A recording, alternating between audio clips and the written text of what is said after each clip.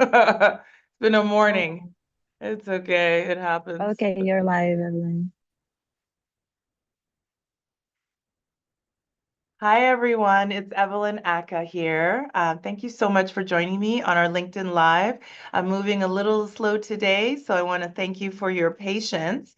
Today, we're going to be talking about LMIAs and the process of compliance, and I want to make sure you understand what to expect. We're going to talk about something every Canadian employer using the Temporary Foreign Worker Program needs to fully understand. What actually happens during an LMIA employer compliance inspection? Because receiving a positive LMIA and bringing that temporary foreign worker into Canada does not mean the employer's immigration responsibilities are finished. In many ways, that is when the compliance responsibilities really begin. Between April 1st, 2025 and March 31st, 2026, the federal government finalized 1,400 employer compliance inspections under the Temporary Foreign Worker Program.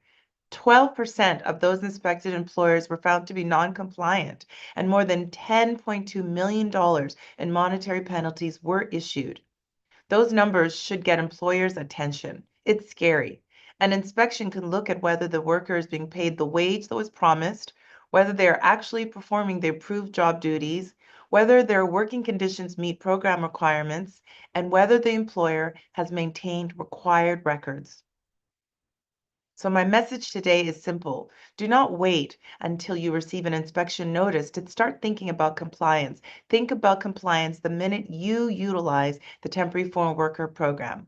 I'll explain why inspections happened, what inspectors can review, what records you should have available, and what can happen when the government finds you non-compliant. Let's get started. An LMIA approval comes with ongoing obligations, and when an employer applies for an LMIA, they make very specific representations to Service Canada. They identify the position, they identify the wage, they describe the job duties, the working conditions, the hours, and the location. They also provide information about the business, recruitment efforts, and the need to hire a temporary foreign worker. If Service Canada approves the LMIA, those representations do not simply disappear once the worker receives a work permit and starts working. Those representations must be maintained. The employer is expected to continue complying with all the conditions that supported the approval in the first place. That means providing substantially the same occupation, wages, and working conditions that were offered to start. This is where employers can sometimes run into trouble. Businesses change, roles evolve, employees take on additional responsibilities, work locations may even change, payroll arrangements can change. Those may seem like normal business decisions, but when you have a temporary foreign worker working under an employer-specific work permit connected to an LMIA, employers need to consider whether those changes still match what was approved. Do not assume that because the employee agrees to the change is automatically acceptable from an immigration compliance perspective. It is not.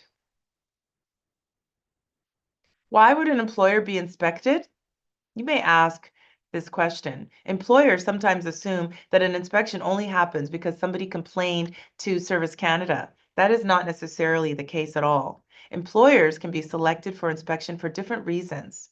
There may be information suggesting possible noncompliance that comes to their attention.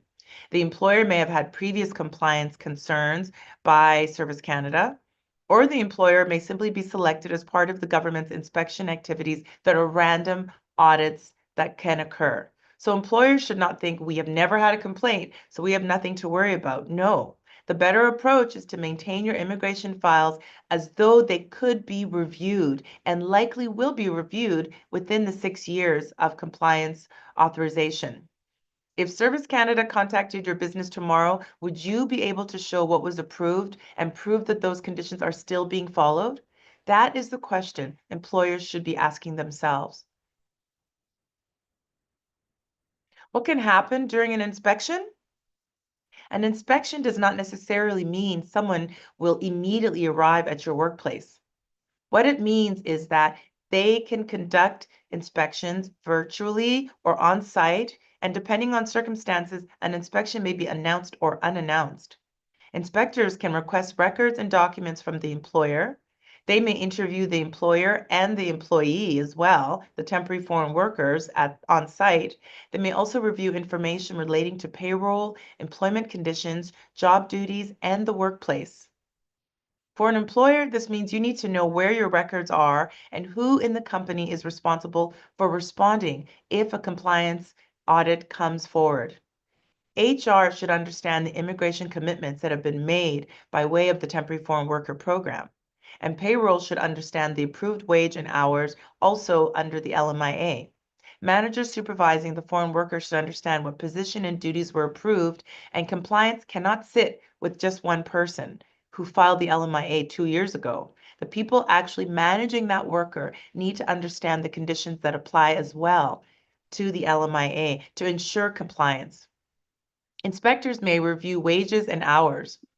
One of the most important areas an inspector may review is wages. What wage did the employer promise in the LMIA to pay the temporary foreign worker? What is the employee actually receiving? Do the payroll records support that salary? Are the hours consistent with what was offered? And has there been reduction or other changes in the salary? If you represented that someone would earn a particular wage and work under particular conditions, the government can compare those commitments and payroll records and the employee's actual experience of pay. And employers need to be careful about any informal changes. Maybe business has slowed down and hours were reduced. That could make you non-compliant. Maybe payroll made a mistake. Maybe the worker moved into another compensation structure with the organization. The employer may not have intended to violate the program, but intent does not eliminate the need to comply, and you as an employer could be in major trouble. If something changes, determine whether that change affects your immigration obligations before simply putting them into effect. You may need to notify Service Canada of any changes before you make them to get consent. Another important question is very straightforward. Is the employee actually doing the job you said they would be doing under the LMIA that was approved? When the employer applied for the LMIA, specific duties and an occupation were identified. During an inspection, the government can review whether the worker is actually employed in that same position. This is particularly important when businesses reorganize. Maybe the employee started in one role, but is now spending most of their time doing something different. Maybe they were promoted. Maybe a manager transferred them to another department. Maybe their responsibilities expanded significantly in that period of time. Those changes may seem like complete common sense operationally, but before changing the role of an LMIA supported worker, the employer needs to consider the immigration consequences. The job title on the employee's internal HR system is not the only thing that matters. What matters is the work the employee is actually performing and whether it remains consistent with the approved employment under the LMIA. What about working conditions and workplace compliance? Inspections can also look beyond wages and duties. Employers are expected to comply with applicable federal, provincial, and territorial employment and recruitment laws. They must provide the working conditions that were promised. They must also make reasonable efforts to provide a workplace that is free from abuse. Temporary foreign workers have workplace protections just like any other employees in the workplace. Employers need to make sure supervisors and managers understand that. Compliance is not simply an immigration form sitting in a file. It connects directly to how the worker is treated in the workplace. If the reality of the employee's work is materially different from what was represented to the Service Canada officer, that can become a compliance issue as well. Record keeping is critical. This is probably one of the most practical things employers can do to prepare. Keep your records organized. Relevant records generally need to be kept for 6 years, beginning on the first day of the authorized employment period. That can include the LMIA documents, recruitment records, payroll, employment agreements, information about hours and duties and documents and pay slips and pay stubs showing that the employer followed the conditions that were approved. Think about what would happen if an inspector contacted you tomorrow. Can you easily locate the original LMIA? Do you know what wage was approved under that LMIA? And can you produce payroll records, pay stubs, and timesheets? Can you show the employees hours? Can you confirm what duties they are performing? And do you still have your recruitment records saved? Can you demonstrate that the commitments made during the LMIA process were actually followed? You do not want to receive an inspection request and then start searching through emails from 5 or 6 years ago, trying to reconstruct what happened in the LMIA process. You need to have the material ready and saved. Compliance records should be organized from the very beginning, and more than one person in the organization should be responsible for them. What happens if an employer is found to be non-compliant? The consequences can be very significant. Depending on the circumstances and the violation, an employer may receive a warning or a monetary penalty. Penalties can reach up to $100,000 per violation and up to $1 million in a single year. An employer may also face suspension or revocation of previously issued LMIAs. This is serious. They can be temporarily or permanently banned from using the Temporary Foreign Worker Program and the International Mobility Program. The employer's name and details of the violation may also be publicly listed. And again, these are not theoretical consequences, these are real. Between April 1st, 2025 and March 31st, $10.2 million in penalties were issued against employers following employer compliance activity. For employers that rely on international talent, losing access can have a major impact on recruitment and business operations. That is why compliance needs to be treated as an ongoing business responsibility, not something to think about only when an inspection notice arrives. What employers should be doing now? If your company currently employs any temporary foreign workers, I would highly encourage you to review your files proactively. Go back to the original LMIA. Look at the wage that was approved. Look at the duties.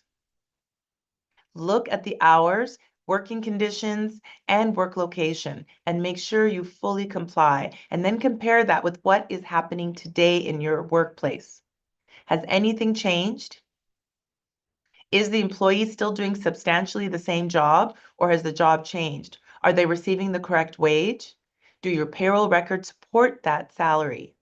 And do HR and the employee's managers understand the working conditions that must be maintained? And can you produce the required records if Service Canada asks for them immediately? If there has been significant change, do not assume it is fine with Service Canada. Review the immigration consequences before an inspection identifies the issue for you and that you can find yourself non-compliant. It's serious. The biggest point I want employers to take away today from this LinkedIn Live is a positive LMIA is not the end of the process. It is just the beginning. Employers make commitments when they apply for an LMIA, and for those commitments continue after the foreign worker starts working. Service Canada can inspect whether the worker is receiving the approved wage, performing the approved job, working under the promised conditions, and whether the employer has maintained the required records.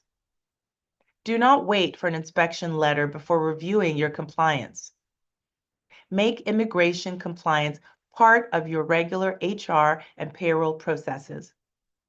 And make sure the people supervising the temporary foreign workers understand that seemingly ordinary minor changes to wages, hours, duties, or work locations may have immigration consequences for years to come. Thank you so much for joining me today. I'm Evelyn Aka, founder of Aka Business Immigration Law.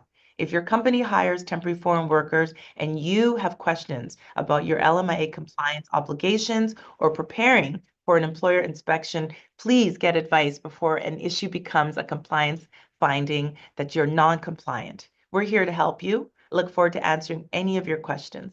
Take good care.